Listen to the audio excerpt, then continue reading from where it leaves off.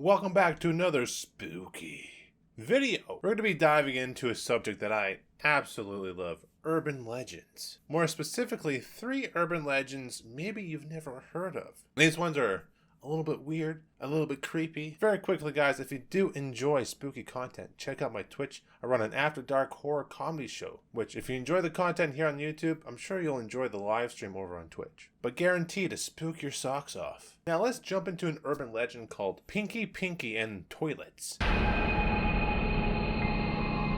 Kind of weird, I know. What does the color pink have to do with toilets? Well, it kind of correlates together.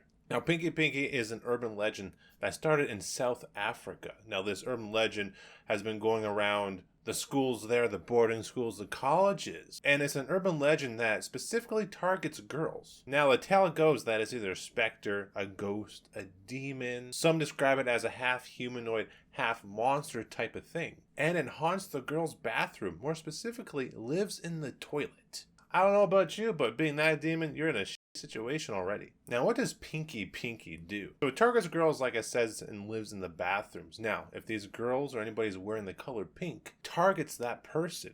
It threatens to murder them or even rape them. Now, this became a big thing in the 90s, causing a little bit of mass hysteria in the schools in South Africa. And people have claimed to see this Pinky Pinky creature, this ghost, see it slithering down the drain pipes. Now, only girls can see this. Boys cannot see Pinky Pinky, apparently. Though it hit its peak in the 90s, this kind of died down over time, but it's starting to make its appearance over in this area, in the West, where girls are starting to say that they're seeing Pinky Pinky in the bathrooms at their schools. Now, it's an interesting urban legend, one that targets girls who love the color pink. So, if you're in the bathroom and you're wearing pink, make sure to check the toilet, I guess.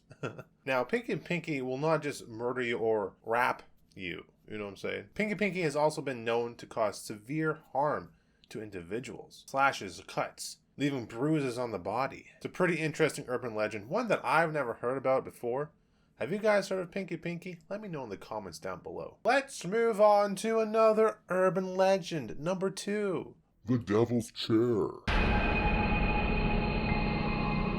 The Devil's Chair. Now this is a really interesting urban legend, I gotta say. So the Devil's Chair is like a legendary device found in folklore. Often the Devil's Chair is a decorative kind of statue, tombstone, that you find in cemeteries. Usually marking a gravestone or sometimes just a bench there. But a lot of people speculate that if it's not a tombstone, then the Devil's Chair where it's placed, there could be an unmarked grave laying there. Of who?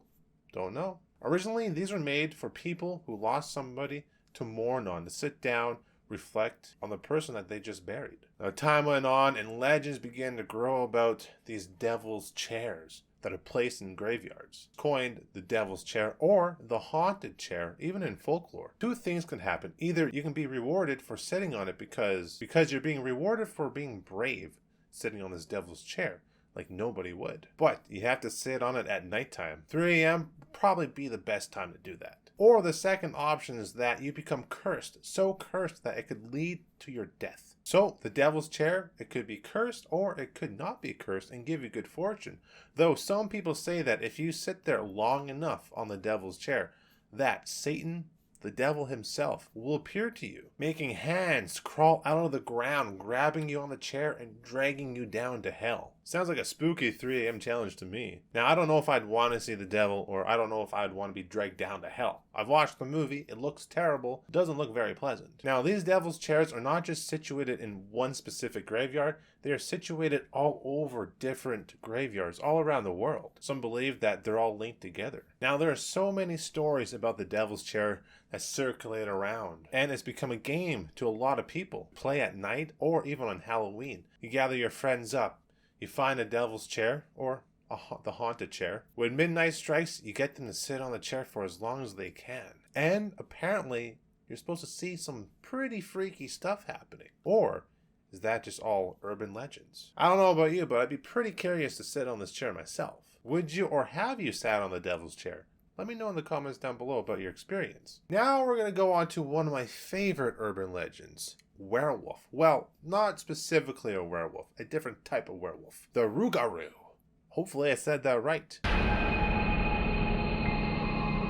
Rugaru, or Rugaru, kind of fun to say honestly. Loop meaning wolf, and Garo meaning a man, which is a shape-shifting monster, kind of like a werewolf. But this monster doesn't just prowl the woods at night. It lives in swamps of Louisiana. So not only do you have to fear crocodiles and alligators down there, swarms of bugs, you gotta also watch out for this Rugaru hunting the swamps at night. That's kind of terrifying. So it is like a werewolf, but it can also transform into a wolf as well, stalking the swamps at night, looking to feed. Now, Catholics do have their very own version of this, that this Rugaru will stalk Catholics and murder them if they do not follow the rules of Lent. Some of them say that this curse only lasts for 101 days, or when you bite somebody, you transfer that curse to them, becoming a Rugaru. Now, what does this shape-shifting monster creature look like? It's slightly more muscular and powerful than a werewolf because it has to go across the swamps. So in order to do that and get through the swamps, the muscles have to be bigger. It looks like a werewolf, but it has some slight differences. Some folklore say that it possesses the head of a wolf, but the body of a man, like a really muscular man. Think like Arnold Schwarzenegger, with red glowing eyes.